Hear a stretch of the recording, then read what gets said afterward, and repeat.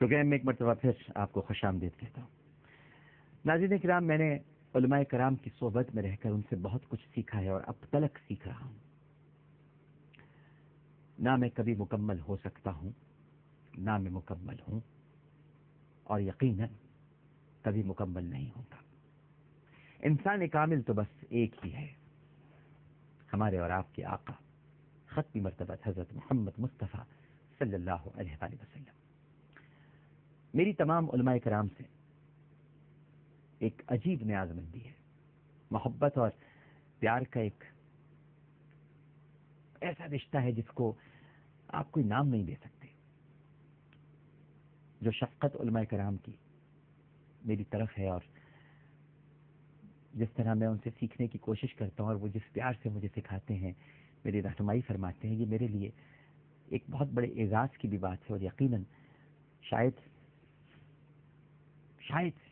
کیونکہ مومن امید اور خوف کے درمیان جیتا ہے، شاید اللہ سبحانہ و تعالیٰ کا یہ مجھ پر بڑا خاص کرم ہے کہ علماء مجھ سے راضی اور خوش رہتے ہیں، ناراض بھی ہو جاتے ہیں، لیکن ان کی ناراضگی بھی یقیناً بے شک برحق ہوتی ہے۔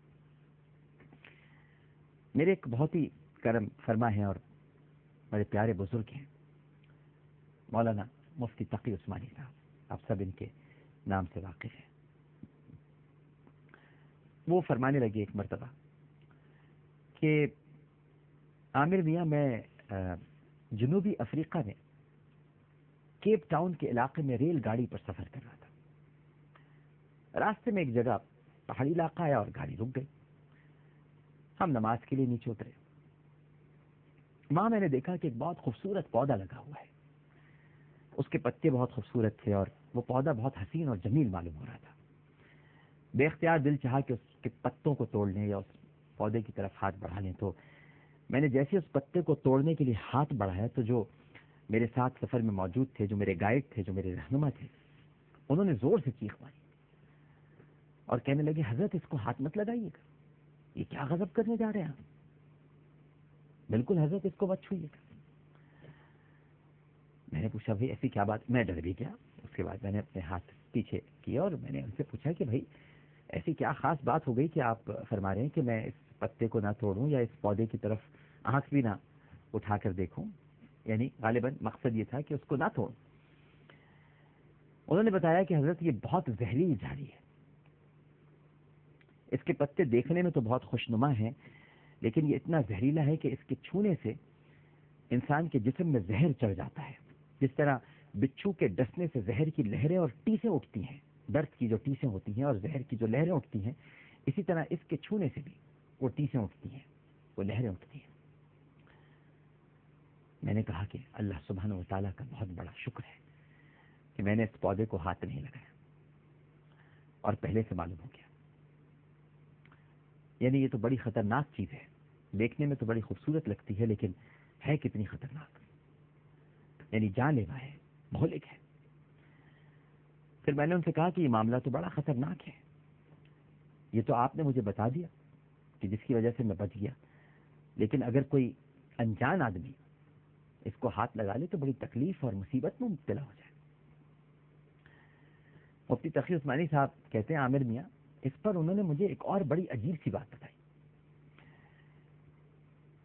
فرماتے ہیں کہ وہ مجھ سے کہنے لگے کہ حضرت یہ اللہ تعالیٰ کی قدرت کا ایک عجیب کرشمہ ہے کہ جہاں جہاں یہ زہریلی جھاڑی ہوتی ہے، فرماتے ہیں جہاں جہاں یہ زہریلی جھاڑی ہوتی ہے اس کی جڑ میں آس پاس لازماً ایک پودا ہوتا ہے، تاکہ اگر کسی بھی شخص کا ہاتھ زہریلے پودے پر لگ جائے تو وہ فوراً دوسرے پودے کو ہاتھ لگا دے، اسی وقت اس کا زہر ختم ہو جاتا ہے۔ چنانچہ انہوں نے اس پودے کا جلوہ بھی کرایا، یعنی اسی کی جڑ میں جو پودا لگا ہوا تھا جلوہ دکھایا اس کا کہ یہ دیکھیے وہ پودا لگا ہوا ہے اور یہ اس کا تریاق ہے۔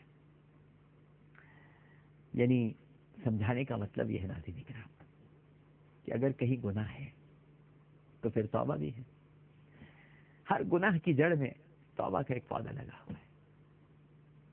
اگر گناہ ہو جائے، گناہ کی زہریلی جھاڑی پر ہاتھ لگ جائے زہر جسم میں سرایت کر جائے تو اسی پودے کے پاس کہیں نہ کہیں توبہ کا پودا بھی لگا ہوا ہے، بس اس پر ہاتھ لگا لیجیے۔ تریاق، مایوس نہ ہو، اللہ سبحانہ و تعالیٰ کی رحمت سے مایوس نہ ہو تو معاف کر دے گا۔ اے بار الہ، تیری بارگاہ میں فریاد ہے کہ حسرت کو خوشی، غم کو سرور اور خوف کو امن میں بدل دے۔ اے اللہ، دل کی آگ کو یقین کی ٹھنڈک سے بجھا دے، نفس کے شعلوں کو ایمان کے پانی سے سرد کر دے پروردگار۔ اے اللہ، یا رب، جاگتی آنکھوں کو نیند، مضطرب نفوس کو سکینت عطا کر اور انہیں جلد ہی اپنی کامیابی سے نواز دے پروردگار۔ یا رب کریم، بے بصیرتوں کو اپنا نور دے اور کشتگان راہ ضلالت کو اپنا راستہ دکھا دے پروردگار۔ بار الہ، وسوسوں کو نورانی شعاؤں سے زائل کر دے، باطل پرست نفس کا گلا حق کے لشکر سے گھونٹ دے، شیطان کی چالوں اور تدبیروں کو اپنی مدد اور نصرت سے تباہ کر دے۔ اے اللہ، ہمارے غم، رنج و فکر اور قلق کو دور فرما دے۔ ہم خوف اور پست ہمتی سے تیری پناہ چاہتے ہیں، تجھی پہ بھروسہ کرتے ہیں، تجھی سے مانگتے ہیں۔ تو ہی ہمارا سرپرست ہے، اور تو کیا خوب سرپرست ہے، اور تو کیا خوب مددگار ہے۔ عامر لیاقت حسین کو اجازت دیجیے۔ پروگرام کے دوران مجھ سے کوئی غلطی، کوئی سہو تو اپنے رب کے حضور معافی کا خواستگار اور توبہ کا طلبگار ہوں، اور اگر میری کسی بات سے آپ کا دل دکھا ہو تو آپ سے بھی معافی مانگتا ہوں۔ انشاءاللہ زندگی رہی تو کل آپ سے اسی وقت پھر ملاقات ہوگی۔ اللہ حافظ۔